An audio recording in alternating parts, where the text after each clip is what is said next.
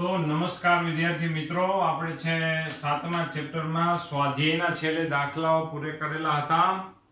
હવે આપણે એમસીક્યુ કે જે અઘરા લાગતા અમુક એમસીક્યુ હોય તેના આપણે સોલ્યુશન કરીએ છીએ. જેમ કે 10મો એમસીક્યુ, કેપેસિટર ક્યારે સંપૂર્ણ અવાહક તરીકે વર્તન કરે છે? તો એ જવાબ ડીસી માટે, જેના આપણે હમણાં છેલ્લે સ્વાધ્યાયના દાખલાઓમાં પણ આપણે વિચાર કરેલો જ હતો. ત્યાર પછી આપણી પાસે 25મા એમસીક્યુમાં મહત્તમ આપણે શબ્દ એડ કરીએ તો વધારે યોગ્ય રહેશે કે 225મા નંબરના એમસીક્યુમાં 220 વોલ્ટ એસી સપ્લાય એલઆર સર્કિટને લાગુ પાડતા ઇન્ડક્ટરના બે છેડા વચ્ચે વિદ્યુત સ્થિતિમાનનો તફાવત 176 વોલ્ટ જેટલો મહત્તમ આપને પ્રાપ્ત થાય છે. તો અવરોધના બે છેડા વચ્ચે વિદ્યુત સ્થિતિમાનનો તફાવત આપણને કેટલો પ્રાપ્ત થાય? જવાબમાં તમને છે સમીકરણ આપણે કેવું આપણે આવશે, જો કોઈ પણ આપણે છે સમીકરણ છે તો તેમાં ભાઈ ધારો કે અવરોધ અને અવરોધ માટે આપણે જૂનવાણી બધી યાદ કરીએ તો વોલ્ટેજ અને પ્રવાહ બે, આ એસી સપ્લાય, આ ઇન્ડક્ટર અને આ કેપેસિટર, સોરી આ અવરોધ. તો થાય શું પરિસ્થિતિ કે આ બેમાં પ્રવાહ તો સમાન જ વહેશે એટલે પ્રવાહ આવી રીતે દર્શાવ્યો. હવે અવરોધમાં આપણે શું હોય કે ભાઈ અવરોધમાં વોલ્ટેજ, આ પ્રવાહ દર્શાવ્યો, અવરોધમાં વોલ્ટેજ અને પ્રવાહ બેની કળા સમાન હોય એટલે બંને એક જ અક્ષ ઉપર દર્શાવ્યા. જ્યારે ઇન્ડક્ટર માટે શું હોય કે ઇન્ડક્ટર માટે વાત એવી થશે કે પ્રવાહ એ વોલ્ટેજ કરતા કળામાં π/2 જેટલો પાછળ ગયો એટલે વોલ્ટેજ આપણે અહીંયા દર્શાવવો પડે. જુઓ આ ઇન્ડક્ટરના બે છેડા વચ્ચે પીડી VL, આ બેનું પરિણામ લ્યો એટલે કે V આવશે. તો આ V બરાબર આપણે અહીંયા શું લખી શકાય? VL² + VR² અંડર રૂટમાં લખી શકાય, અથવા તો અહીંયા V² બરાબર છે VL² + VR² લખી શકાય.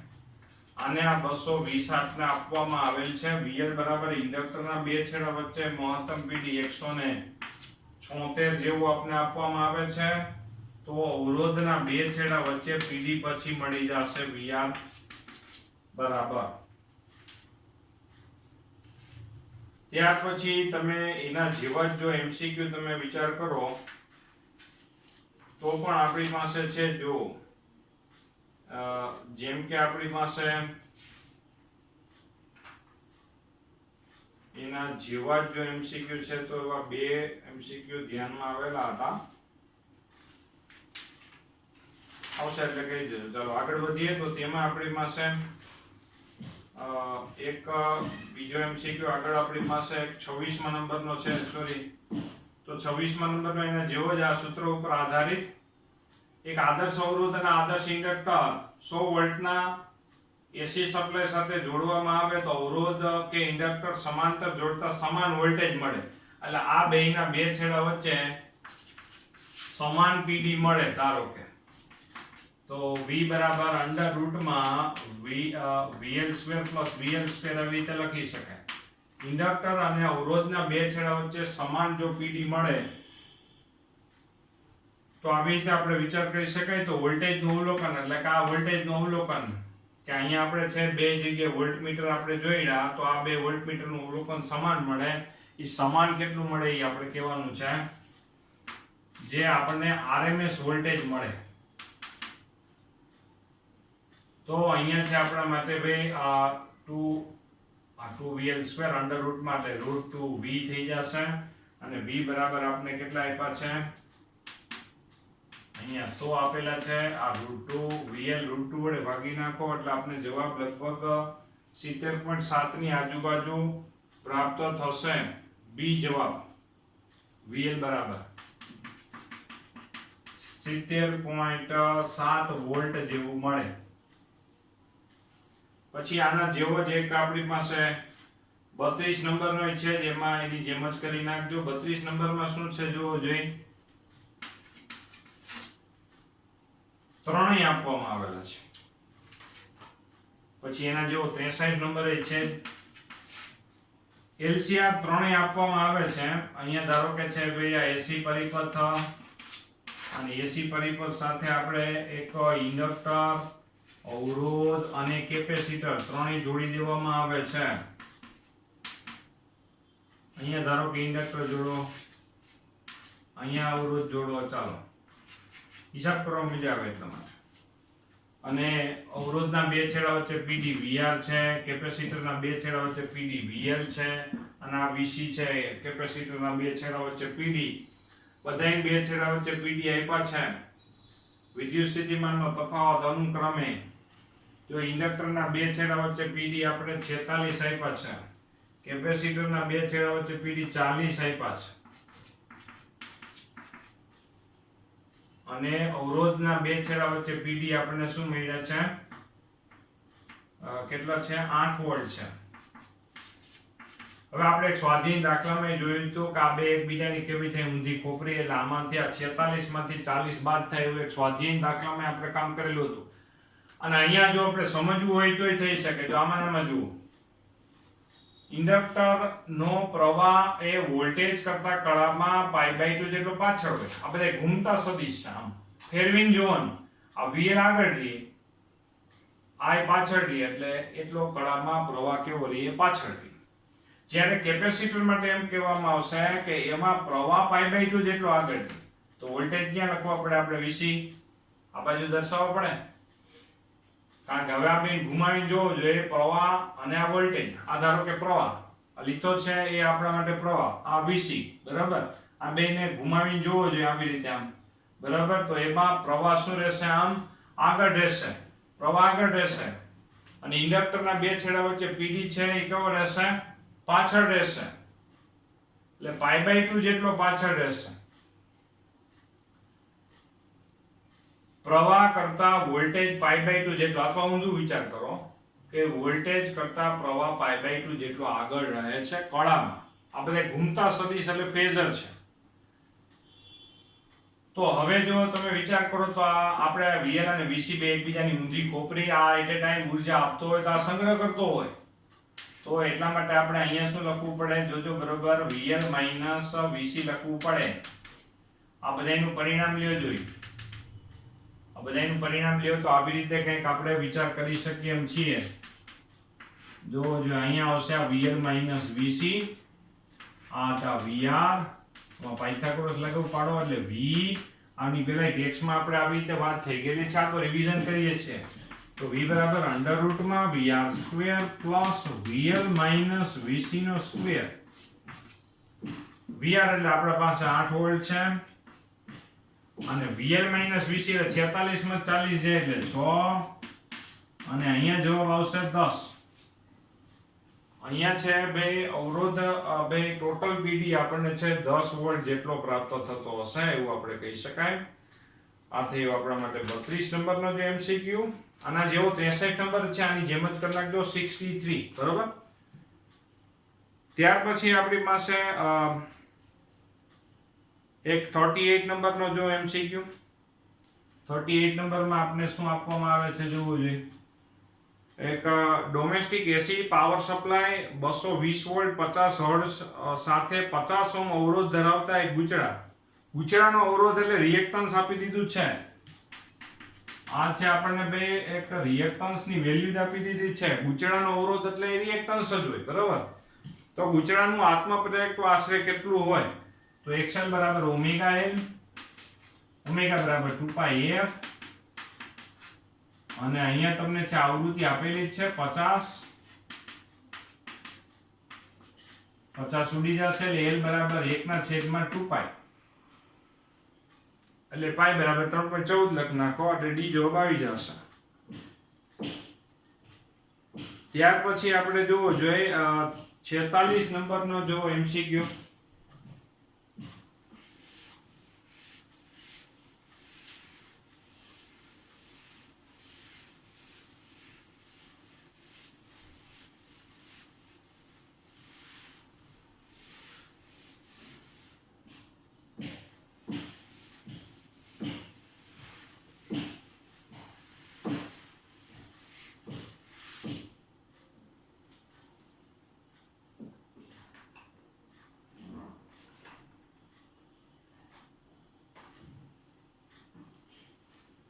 46 નંબર માટે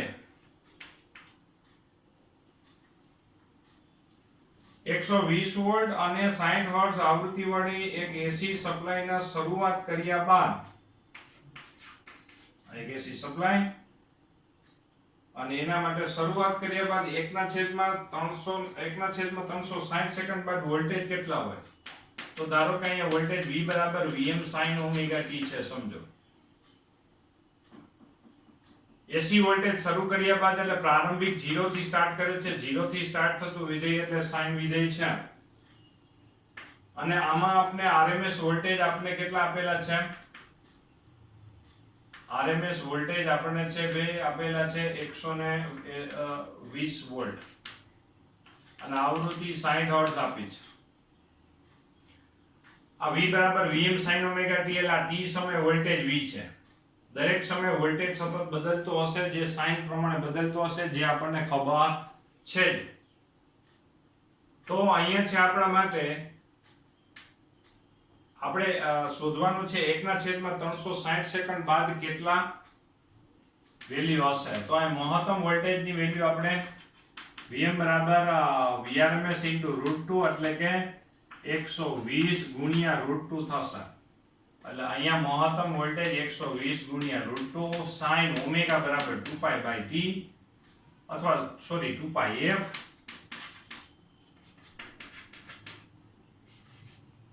120 √2 sin 2π આવૃત્તિની જગ્યાએ આપણે લખીએ છીએ 60 લખીએ છીએ, t ની જગ્યાએ 1/360.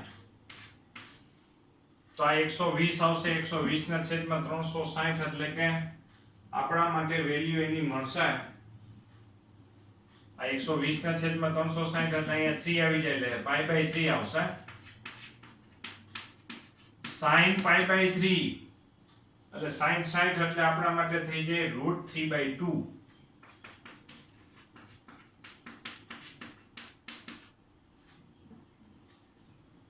થ્રી આપણા માટે કેન્સલ થઈ જશે. જોવું જોઈએ ભાઈ સોરી અહીંયા 60 આવી જશે. √3 ગુણ્યા √3 એટલે 3 આવી જશે.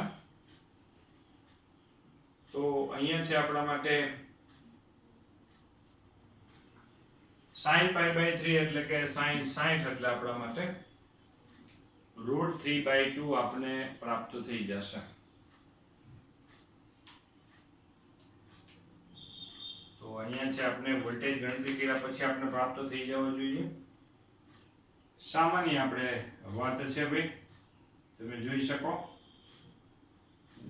1/360 સેકન્ડ બાદ આપણે છે વિચાર કરવાનો હતો.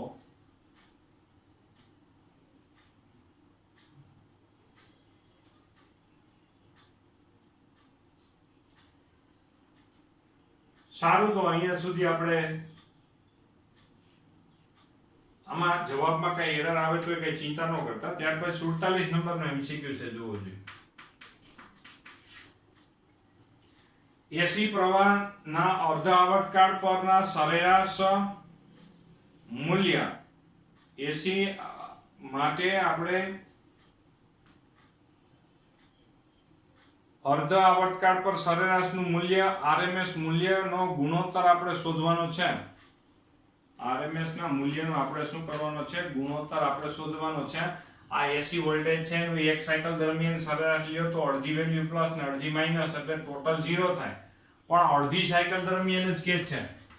અડધી સાયકલ દરમિયાન એટલે કે આ અડધી સાયકલ થઈ ગઈ. જો આટલું છે એ અડધી સાયકલ થઈ.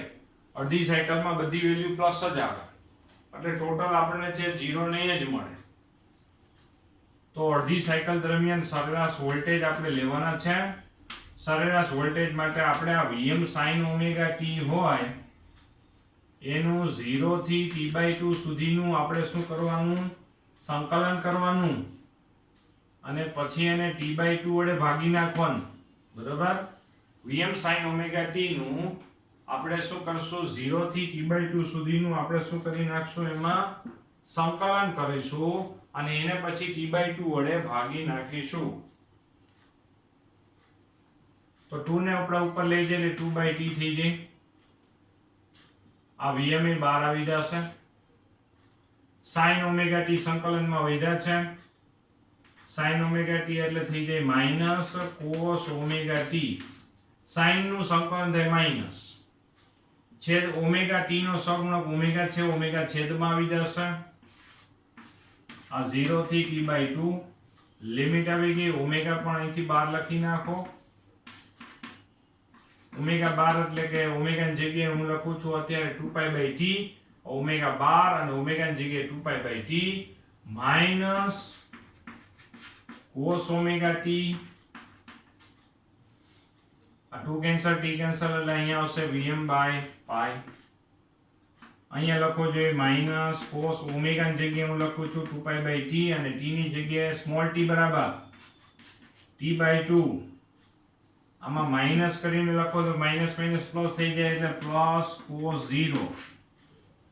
માઇનસ માઇનસ બીજી લિમિટ એકવાર આ t/2 લખો, માઇનસ કરીને cos 0 લખો, માઇનસ માઇનસ પ્લસ થઈ ગયા, cos 0 બરાબર 1 થઈ જાય, 2 2 ઉડી ગયા, 2 tt ઉડી ગયા, cos pi બરાબર -1 થાય, માઇનસ માઇનસ શું થઈ જાય પ્લસ, પ્લસ 1 + 1 એટલે 2 થઈ જાય, 2 vm ના છેદમાં pi આવશે. આ તમને ક્યાંક MCQ માં ડાયરેક્ટ સૂત્ર તરીકે યુઝ કરી શકાય કે જ્યારે જો આ એક થિયરી થઈ ગઈ એક ટાઈપની, આ આપણે ગમે ત્યારે છે ડાયરેક્ટ એનો યુઝ કરવો હોય તો થઈ શકે એવી વસ્તુ છે. ત્યાર પછી 48 માં જોવો જોઈએ. 48 માં આપણે એમ કહે છે કે v બરાબર vm cos ઓમેગા t હોય તો આવર્તકાળના અર્ધ ચક્ર દરમિયાન cos નું સાયકલ છે. cos ની સાયકલમાં અડધી સાયકલમાં તમે જો સરવાળો લ્યો તો અડધી વેલ્યુ, સરેરાશ લ્યો તો આમાં અડધી વેલ્યુ પ્લસ અડધી માઈનસ એટલે ટોટલ 0 થઈ જાય. એટલે સરેરાશ આપણે આમાં 0 પ્રાપ્ત થઈ જશે 48 માં જોજો. ત્યાર પછી 63 નંબરમાં આપણે કીધું હતું કે આપણે છે થઈ જાય પછી જે આની પહેલા હમણાં આપણે રીત કરાવી હતી એના જેવું. પછી 65 ને 66 છે એ થિયરી ટેક્સ્ટ મુજબ જ આપણે થઈ જાય એવા છે. 80 માં નંબરનો હમણાં આપણે આલેખ દોરાવી દઈએ, જોવું જોઈએ. 80 નંબરનો આપણે એક એના જેવો એક સ્વાધ્યાયનો દાખલો હતો.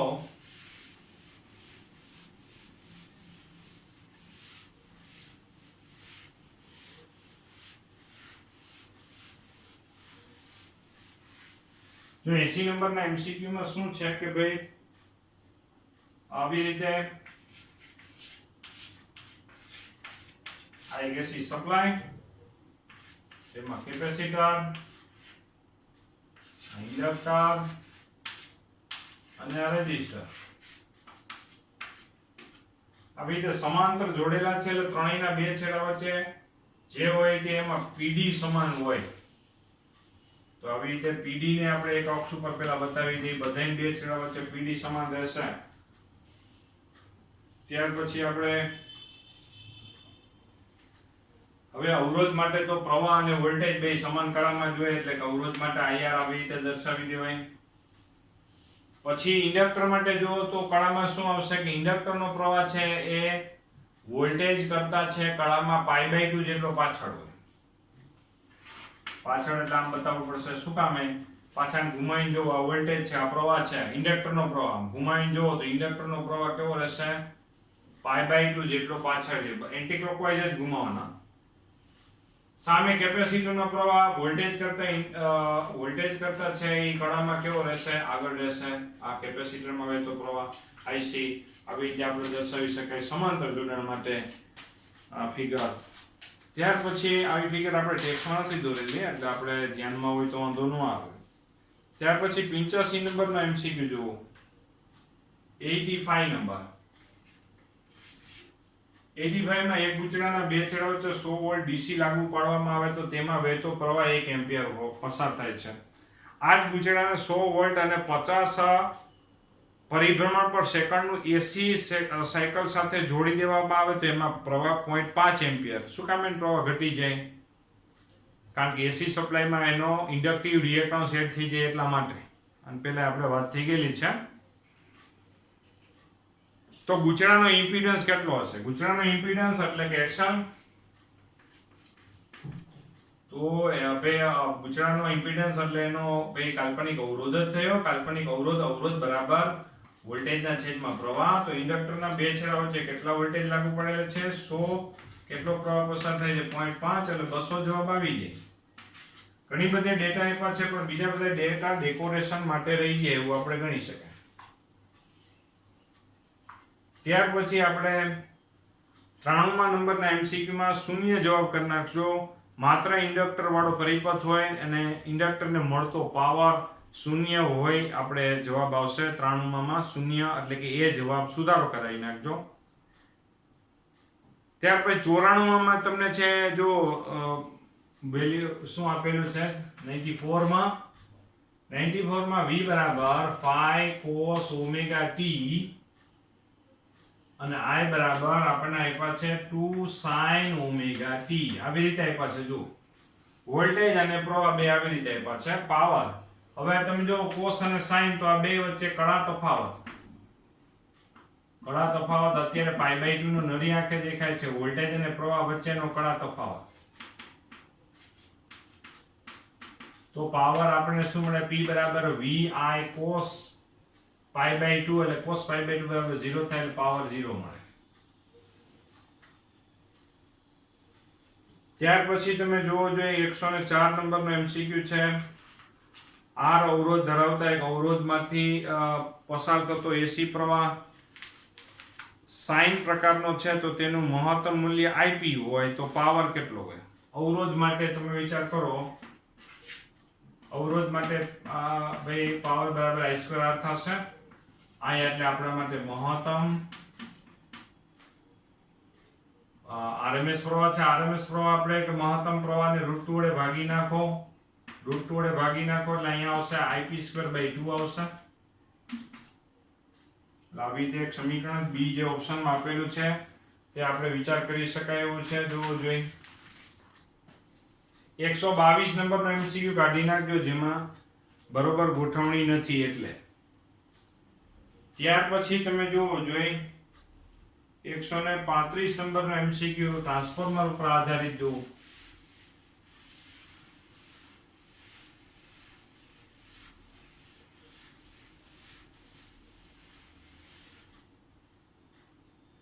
એકસો ને 35 સાથે સાથે બધા છે નોટ ડાઉન કરતા રહેજો. ખાસ બાબત બીજી એક ખાસ બાબત એ છે કે ભાઈ વિદ્યાર્થીઓ છે, પરીક્ષાઓ છે, કોમ્પિટિટિવ એક્ઝામ છે, આ વર્ષે હકીકતમાં જે આપણે તમને ખબર હોય તો આની પહેલા તમને છે થોડું ઘણું સમજાવ્યું હતું. જે લોકો ઝૂમની મીટિંગ એટેન્ડ કરે છે એ વિદ્યાર્થીઓને આપણે સમજાવ્યું હતું કે આ વર્ષે હકીકતમાં તક છે, તકનો લાભ લે છે. ઘણા એમ વિચારે છે કે ભાઈ આ વર્ષે આમ થઈ ગયું ને આ વર્ષે આમ થઈ ગયું છે, પણ હકીકતમાં આ વર્ષે તક છે. ડેમોન્સ્ટ્રેશન આપણી પાસે છે. નીટનું પેપર તમે જુઓ. નીટનું પેપર તમને છે અત્યારે ધોરણ 12 ના વિદ્યાર્થીઓને ફિઝિક્સ કેમેસ્ટ્રીનું નીટનું પેપર મોકલાયું છે અને એ બેયના સોલ્યુશનના વિડિયો લેક્ચર આપેલા છે. મોસ્ટ ઓફ કોર્સ તમારે છે એમાં ચાલી ગયેલો છે. તમે બરોબર છે એ કોર્સના ને એના MCQના લેવલ તમે વિચાર કરો. ટેક્સ અને આપણે લીથામાં કરેલી વસ્તુ તમે બરોબર ફોકસ કરી નાખો, રટણ કરી નાખો, તૈયાર કરી નાખો. ફાંફા મારવાની ક્યાંય જરૂર નથી.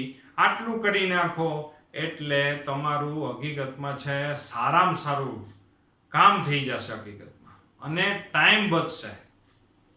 ફાંફા મારવામાં ટાઈમનો વ્યય થઈ જાય, પેપર પૂરા ન થાય. નીટના ને એના બધા પેપર એટલે એક ચોક્કસ મટીરિયલ પસંદ કરવાનું અને લાગી પડવાનું. ચોક્કસ મટીરિયલ પસંદ કરવામાં તમે એ પેપર જુઓ.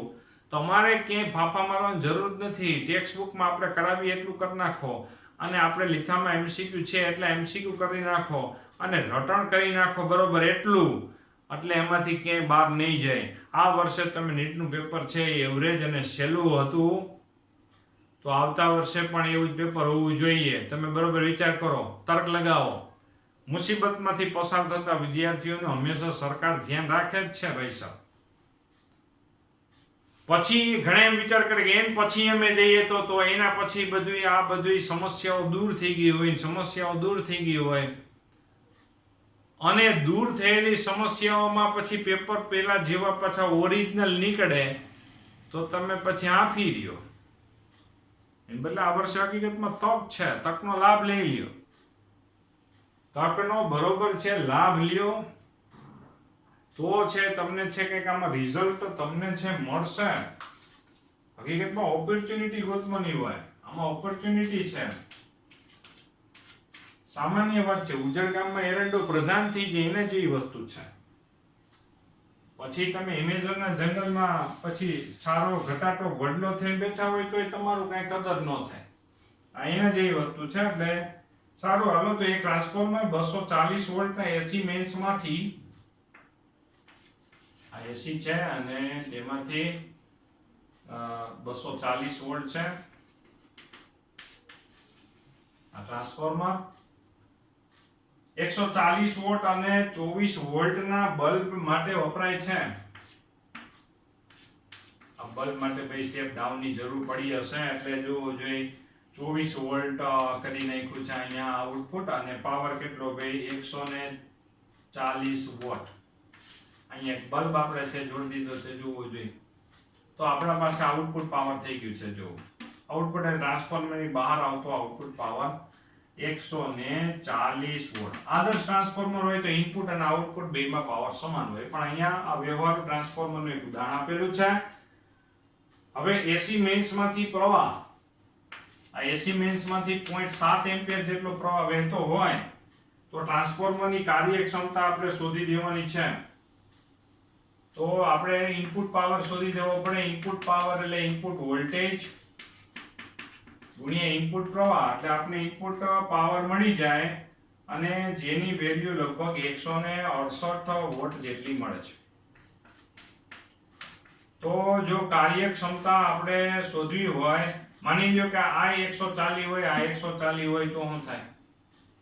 તો કાર્યક્ષમતા 100% મળે. આ બેનો ગુણોત્તર ગુણ્યા 100 કરવા પડે. ધારો કે અહીંયા છે હું એમ કહું કે 280 હોય, ધારો કે આ 280 અને 140 મળે. અહીં 280 વોટ પાવર આપો અને 12 મળે માત્ર 140, એનાથી અડધો તો કેટલો થયો? 50%. 50% એટલે કેવી રીતે જવાબ આવે? 50% 140 ના છેદમાં 240 એટલે કે આઉટપુટ પાવર ના છેદમાં ઇનપુટ પાવર ગુણ્યા 100. આઉટપુટ ના છેદમાં ઇનપુટ એટલે હંમેશા તમને કાર્યક્ષમતા જે તે ઘટકની મળી જશે.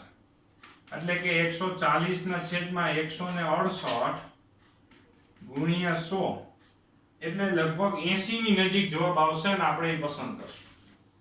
એક્ઝેક્ટ જવાબ નહીં આવે. ત્યાર પછી 140 નંબર છે. જુઓ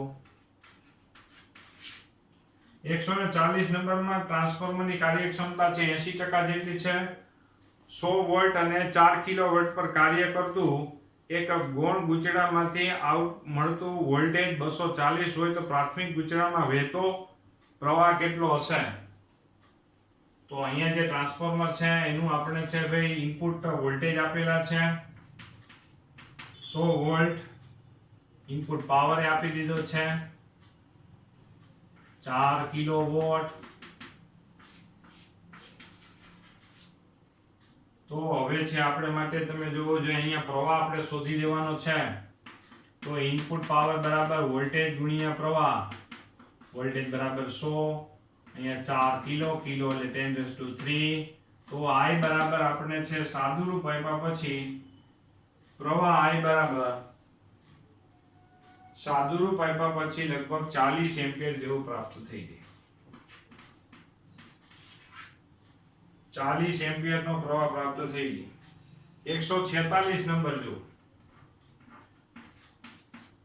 146 નંબરમાં પાવર ટ્રાન્સમિશન લાઇનમાં એસી પ્રવાહનું ટ્રાન્સમિશન થઈ રહ્યું છે. જો વોલ્ટેજ n વખત સ્ટેપ અપ થાય, વોલ્ટેજ n વખત સ્ટેપ અપ થાય તો પ્રવાહ સામે n વખત કેવો થઈ જાય? સ્ટેપ ડાઉન થઈ જાય. વોલ્ટેજ n વખત સ્ટેપ અપ થાય તો પ્રવાહ સામે n વખત સ્ટેપ ડાઉન થઈ જાય. તો ટ્રાન્સમિશનનો વ્યય થતો પાવર P બરાબર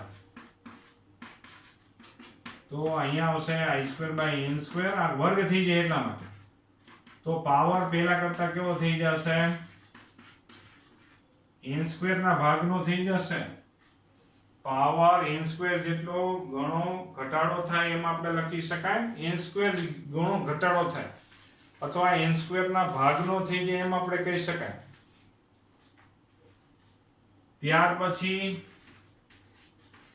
148 નંબર છે, એસી પરિપથમાં વિદ્યુત ગોળો તેને લાગુ પાડેલ મહત્તમ પાવરના 50% વોલ્ટેજ પાવર વાપરે છે. તો પરિપથમાં પ્રવાહ અને વોલ્ટેજ વચ્ચેનો કડા તફાવત શોધવાની છે. તો મહત્તમ P બરાબર Vrms Irms cos phi આપણે પાવર કડા તફાવત phi શોધવાની છે. તો આ સરેરાશ પાવર છે. અહીંયા ભાઈ મહત્તમ વોલ્ટેજના છેદમાં √2, મહત્તમ પ્રવાહના છેદમાં √2, Vm Im એટલે કે મહત્તમ વોલ્ટેજ ગુણ્યા મહત્તમ પ્રવાહ એટલે કે મહત્તમ પાવર. હવે તમે બરોબર વિચાર કરો જોઈએ કે એસી પરિપથમાં એક વિદ્યુત ગોળો તેને લાગુ પાડેલ મહત્તમ પાવરના 50% વોલ્ટેજ વાપરે છે. મહત્તમ પાવરના 50% વોલ્ટેજ વાપરે છે. તો અહીંયા છે આપણા માટે, અહીંયા આપણે શું લખી શકાય એવું છે, જોવું જોઈએ મહત્તમ પાવરના 50% વોલ્ટેજ વાપરે છે એટલે P બરાબર V * I આપણે છે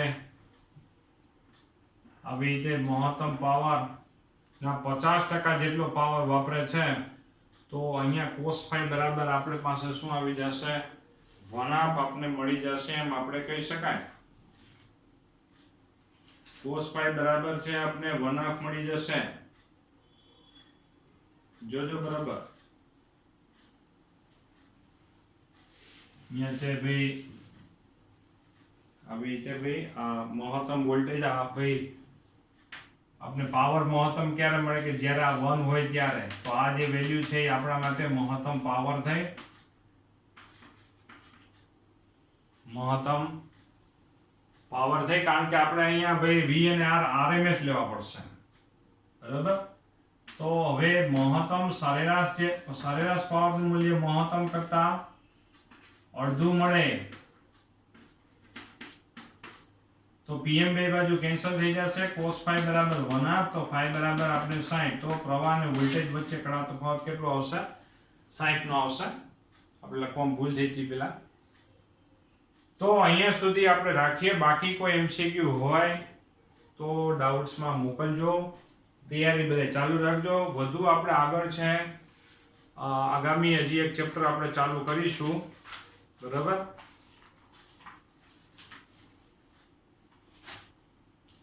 તો બધા પોતાની તબિયતનું ધ્યાન રાખે.